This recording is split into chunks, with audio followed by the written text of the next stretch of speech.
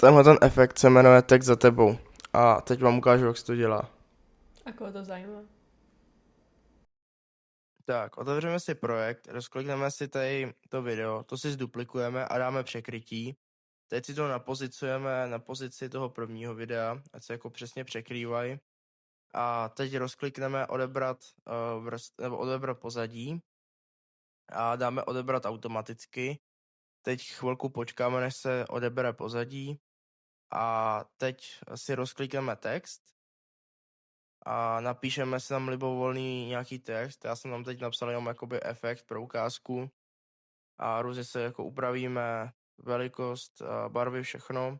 Teď si to upravíme ten text, ať je po následném videu a dáme vrstvy a překrytí, aby to, co jsme tam ostřihli, to pozadí, ať to je jakoby před tím textem. Tady si to takhle napozicujeme a je to.